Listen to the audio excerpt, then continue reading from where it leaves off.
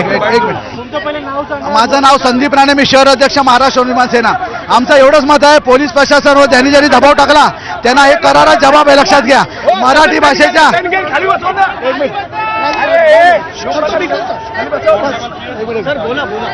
भाषेच्या आड, महाराष्ट्राच्या आड कोण आलं तर तसंच्या तसं उत्तर दिलं जाईल. आमच्याकडे एक गुन्हे नाही 10 गुन्हे दाखल केलात तरी हेच उत्तर असणार. लक्षात घ्या. त्यामुळे स्थानिक आमदारांनी दक्षता घ्यावी.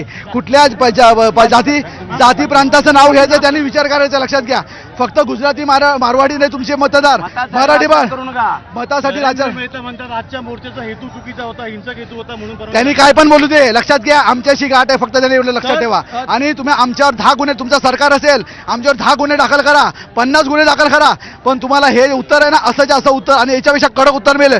जेवढं तुम्ही कॉमेंट्स कराल मराठी माणसावर चुकीचं आहे. तुमच्या आई वडिलांचा काही अपमान केला तर तुम्ही सोडणार आहात का? आता तुम्हाला कुठे जायचं आहे, कुठून मोर्चा निघाला, कुठे पण जायचं? गायकवाड साहेबांनी पोलीस प्रशासनाने अतिशय चांगल्या प्रकारचं आम्हाला सहकार्य केलंय, त्यामुळे आम्ही इथे या ठिकाणी स्थगित करतोय. बघा, मला पण 24 तासाची बंदी होती. मला लक्षात घ्या, मला आणि अविनाश जाधव साहेबांना मीरा भाईंदर बंदी होती. मी एब्स्कॉन्डिंग राहिलो आणि मी या ठिकाणी डायरेक्ट उभं राहिलो. लक्षात घ्या. त्यामुळे मला एवढंच बोलायचं, पोलिसांचं काम पोलीस करू दे, काय प्रॉब्लेम नाही, पण कुणाच्या बळी पडू नका. प्रताप सरनाईक यायला निघालेले आहेत, त्यांनी देखील निषेध केलेला आहे. माझे का मंत्री फक्त त्याने एकाच गोष्टीचं क्लेरिफिकेशन करायचं, एकाच गोष्टीचं क्लेरिफिकेशन करायचं, पोलीस स्टेशनला तुम्ही फोन केलेलात की नाही एवढं माईकवर त्यांनी स्पष्टीकरण द्यावं. त्यांचा आरोप आहे, तुमचा आरोप आहे दोन्ही आमदारांनी पोलीस स्टेशनमध्ये, आमदार प्रताप सरनाईक, आमदार नरेंद्र मेहता या दोघांनी पोलीस स्टेशनमध्ये फोन केला, यांच्यावर गुन्हा दाखल करा, यांना पकडा, यांना धरपकड करा. त्यामुळे आमचा एनसीचा मॅटर FIR मध्ये घेतला. लक्षात घ्या. त्यामुळे पोलिसांवर आम्ही आमच्या पद्धतीने आम्ही फाईट देऊ, पण NC मॅटर जर तुम्ही FIR मध्ये कन्वर्ट करायला लावत असाल तर तुम्हाला पण तसं उत्तर द्या. तुम्ही काचेच्या पेटीमध्ये एवढं लक्षात ठेवा. ते आता इथे यायला निघालेले आहेत, मराठी माणूस एकही इथे उभा राहणार नाही. तुम्हाला मी सांगतो, एकही उभा राहणार नाही. त्यांना बोलू का दादा? तुमची परमिशन आहे, बोलू? दादा, देवेंद्र फडणवीस यांच्या शरीरामध्ये मोरारजी देसाईचा आत्मा घुसलेला आहे. तो जबरदस्ती देवेंद्र फडणवीस हा दडपशाही करत आहे. देवेंद्र फडणवीस दडपशाही करत आहे. पूर्ण बोलू जेव्हा गुजरात्यांचा मोर्चा निघाला तेव्हा अशी दडपशाही का झाली नाही? गुजरात्यांचा मोर्चा बरोबर देऊ दिला? परमिशन नसताना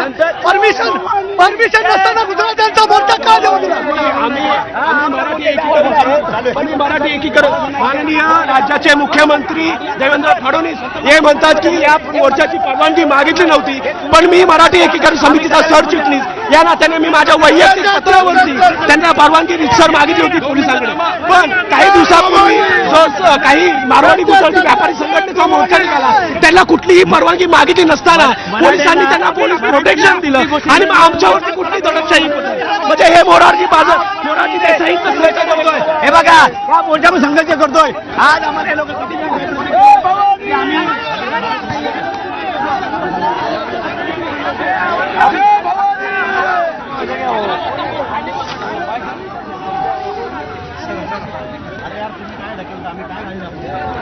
हे आमच्यासोबत पोलीस पण फार काही पोलीस असे जाणीवपूर्वक आमच्या दुश्मनी यासारखे वागतात. हे आम्ही बघतोय या मोर्चात. आता ते का वागतायत ते त्याची नावं बिवं आम्ही सगळं घेणार, त्यांच्या विरोधात FIR करणार ऑनलाईन. आम्ही त्यांची नावं बरोबर घेतो. काही पोलीस आम्हाला जाणीवपूर्वक हे करतायत. तर आपण ही दृश्य मीरा रोडवरनं बघतोय आणि इथे आता ठाकरेंच्या शिवसेनेचे नेते सुद्धा आक्रमक झालेले आहेत आणि त्याचबरोबर मनसेचा मोर्चाही निघालेला आहे.